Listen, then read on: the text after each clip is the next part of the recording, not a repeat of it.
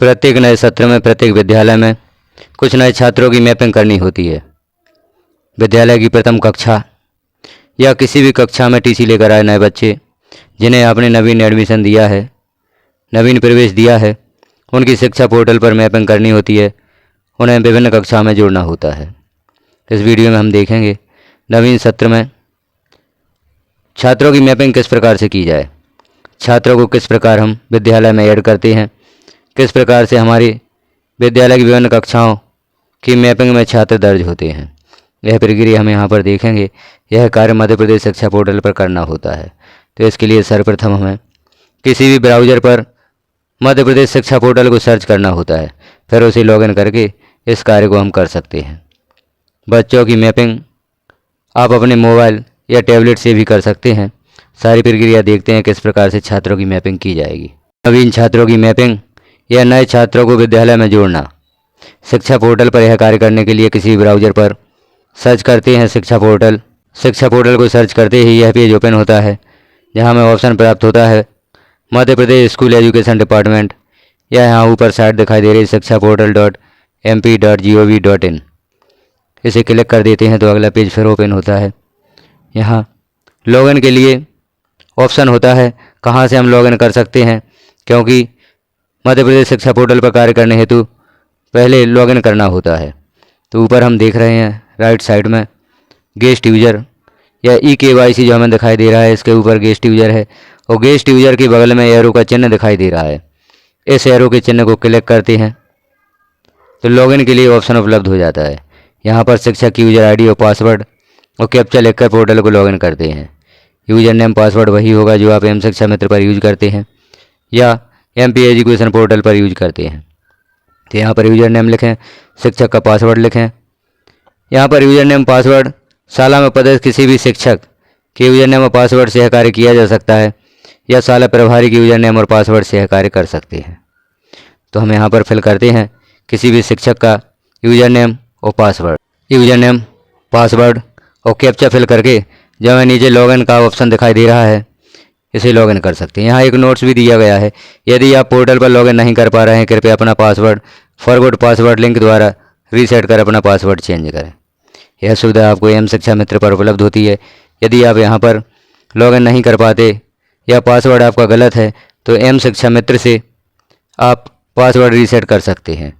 यहाँ पर दिया जरूर गया है, लेकिन यह सुविधा यहाँ से बंद कर दी गई है। आप एम शिक्षा मित्र से अपना पासवर्ड पुनः प्राप्त कर सकते हैं या रीसेट कर सकते हैं। तो यहाँ हम लॉगिन करते हैं पोर्टल को। लॉगिन पर क्लिक किया, पोर्टल हमारा लॉगिन होगा।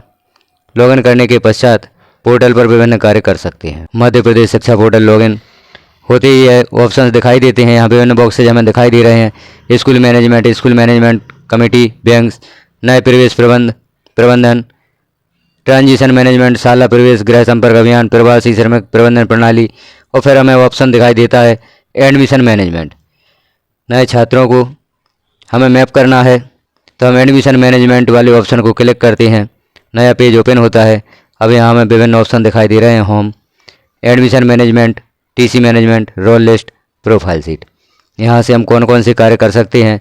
सर्वप्रथम एडमिशन मैनेजमेंट में नए छात्रों को 1.1 ऑप्शन से जोड़ा जा सकता है और 1.2 से छात्रों को कक्षोन्नत कर सकते हैं। जो भी छात्र कक्षा में उत्तीर्ण हो गए हैं उन्हें हम अगली कक्षा में प्रमोट कर सकते हैं 1.2 ऑप्शन से, और 1.1 न्यू एडमिशन फॉर्मेट 1B, यहाँ से हम नए छात्रों को मैप कर सकते हैं या अपनी शाला की विभिन्न कक्षाओं में ऐड कर सकते हैं।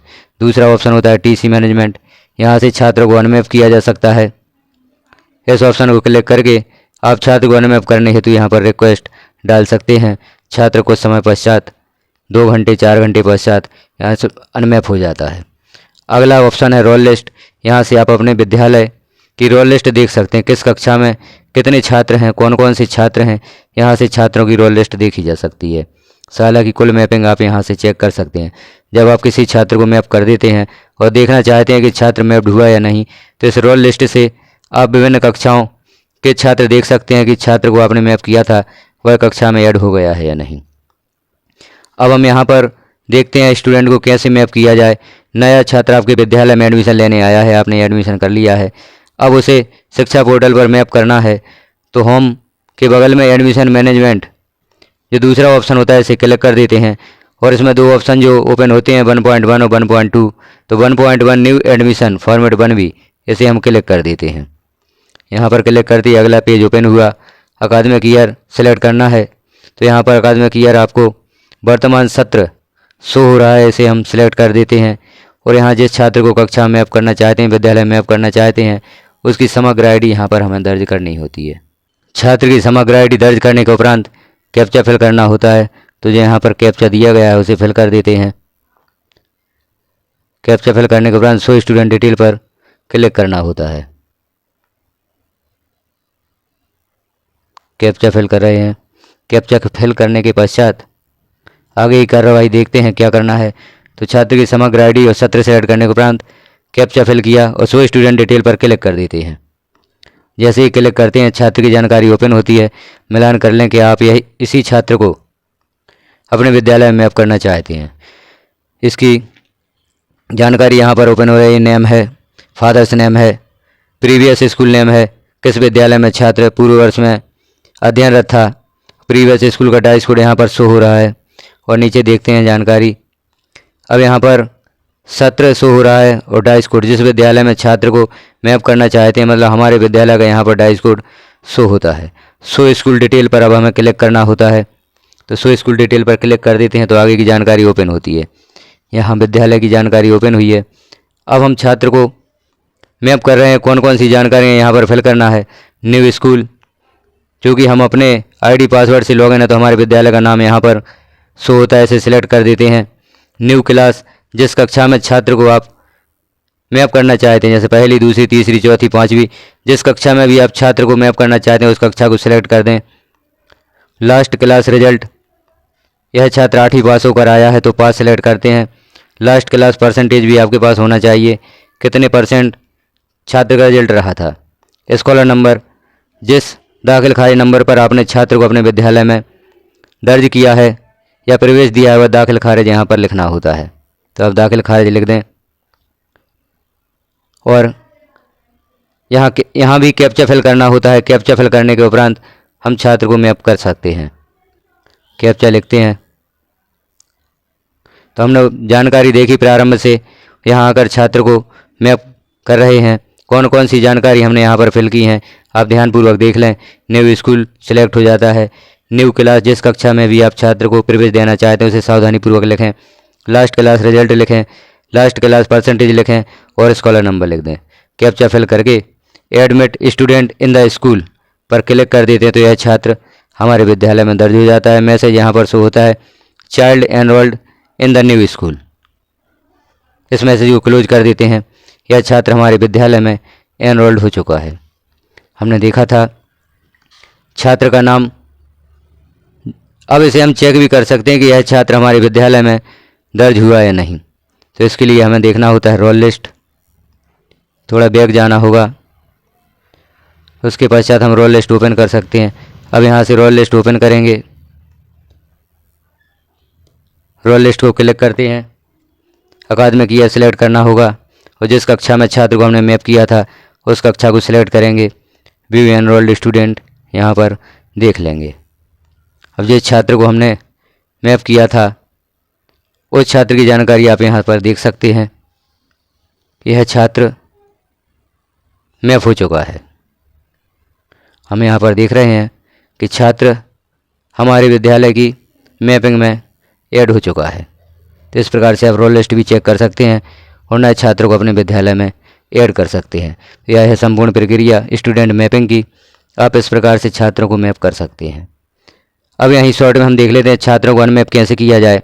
एडमिशन मैनेजमेंट पर क्लिक करते हैं और यहाँ देखते हैं TC management, register request for cancel admission. यहाँ सत्र सिलेक्ट करना होता है। जिस छात्र को हम अनमैप करना चाहते हैं उसकी समग्र आईडी यहाँ पर दर्ज कर देते हैं। गेट स्टूडेंट डिटेल पर क्लिक करते हैं, जानकारी ओपन होती है और नीचे जाकर एक ऑप्शन प्राप्त होता है रजिस्टर्ड। तो छात्र को एडमिशन कैंसिल करने हेतु या अनमैप करने हेतु रजिस्टर कर दें। छात्र अनमैप हो जाता है। छात्र को मैप करते समय कुछ प्रॉब्लम्स भी आती हैं। कौन सी प्रॉब्लम्स आती हैं उन्हें भी हम यहाँ पर देखते हैं। एक स्टूडेंट को मैप करके देखते हैं उसके संबंध में कौन सी प्रॉब्लम यहाँ पर शो हो रही है और उसका निराकरण कैसे आप कर सकते हैं। तो हम क्लिक करते हैं एडमिशन मैनेजमेंट, न्यू एडमिशन को क्लिक किया, यहाँ पर सत्र सेलेक्ट किया और छात्र की समग्र आईडी यहाँ पर फिल करनी होती है। यहाँ एक अन्य छात्र की समग्र आईडी फिल करके इसे मैप करके देखते हैं। तो हमने समग्र आईडी यहाँ पर फिल कर दी है, सत्र सेलेक्ट कर दिया है, कैप्चा फिल करके शो स्टूडेंट डिटेल पर क्लिक करते हैं। जैसे यहाँ क्लिक करते हैं तो यहाँ पर छात्र की जानकारी ओपन होती है और यहाँ स्कूल का नेम लिखा हुआ है सरदार पटेल उच्चतर माध्यमिक विद्यालय, प्रीवियस स्कूल है, प्रीवियस स्कूल डाइस कोड है। अब यहाँ पर हम शो स्कूल डिटेल पर क्लिक करते हैं, इस छात्र को मैप करते हैं। न्यू स्कूल यहाँ पर सिलेक्ट किया, न्यू क्लास, इस छात्र को जिस कक्षा में आप मैप कराना चाहते हैं उस कक्षा को यहाँ पर दर्ज कर दें। लास्ट क्लास परसेंटेज पास, छठी पास होकर यह छात्र आया है, यहाँ पर लास्ट क्लास का परसेंट भी सिलेक्ट कर दें। स्कॉलर नंबर, जो भी आपने छात्र को स्कॉलर नंबर दिया है, दाखिला खारिज दिया है, वह यहाँ पर दर्ज कर दें और कैप्चा फिल कर दें। कैप्चा फिल करने के उपरांत admit student in the school, जैसे ही हमने एडमिट स्टूडेंट पर क्लिक किया, यहाँ पर एक वार्निंग शो हुई है, स्टूडेंट ऑलरेडी एडमिटेड, अर्थात यह विद्यार्थी अभी पूर्व विद्यालय द्वारा अनमैप नहीं किया गया है। स्टूडेंट ट्रैकिंग भी इसे देखा गया था। इसका जो वर्तमान विद्यालय है, वर्तमान सत्र का विद्यालय है, वह पूर्व विद्यालय ही शो हो रहा है। स्टूडेंट ट्रैकिंग में आप जाकर देख सकते हैं। ऐसे छात्र जिनके लिए मैसेज शो होता है, स्टूडेंट ट्रैकिंग में छात्र की समग्र आईडी से हम देख सकते हैं कि अभी विद्यार्थी किस विद्यालय में दर्ज है। तो यहाँ पर छात्र को मैप करने हेतु पहले पूर्व विद्यालय से अनमैप होना होता है। अब यदि आपको भी यही स्थिति सामने आती है तो पूर्व विद्यालय से संपर्क करें, छात्र को वहाँ से अनमैप करवाएं, तभी यह छात्र हमारे विद्यालय में मैप होगा। तो इस प्रकार की प्रॉब्लम्स मैपिंग करने में आती हैं। छात्र यदि पूर्व विद्यालय से अनमैप नहीं हुआ है तो इसे हम अपने विद्यालय में मैप नहीं कर सकते। और इस प्रकार का मैसेज शो हो रहा है यदि, तो आप पूर्व विद्यालय से संपर्क करें, वहाँ से छात्र को अनमैप करवाएं, उसके पश्चात ही छात्र हमारे विद्यालय में मैप होगा। तो इस प्रकार से हमने देखा छात्रों को मैपिंग करने की प्रोसेस, छात्र को किस प्रकार से अपने विद्यालय में जोड़ें, किस प्रकार से मैप करें, यह प्रक्रिया हमने देखी। जानकारी आपको समझ में आ गई होगी। और यदि अभी भी कोई आपको प्रॉब्लम है तो आप कमेंट करके बता सकते हैं, या इस प्रक्रिया के द्वारा आप अपने विद्यालय की मैपिंग कर सकते हैं। जानकारी अच्छी लगी चैनल को सब्सक्राइब करें और नोटिफिकेशन प्राप्त करने के लिए बेल आइकन को क्लिक कर ऑल पर प्रेस करें, ताकि इस प्रकार की जानकारियाँ आपको जैसे ही चैनल पर पब्लिश होती है तुरंत प्राप्त हो सके। वीडियो को अन्य साथियों तक शेयर भी करें, ताकि सभी साथियों को यह जानकारी प्राप्त हो सके कि किस प्रकार से नवीन सत्र में छात्रों को अपने विद्यालय में मैप किया जाता है। इस चैनल पर आपको शिक्षा विभाग में होने वाले ऑनलाइन कार्यों के बारे में विभिन्न समस्याओं के निराकरण प्राप्त होते हैं।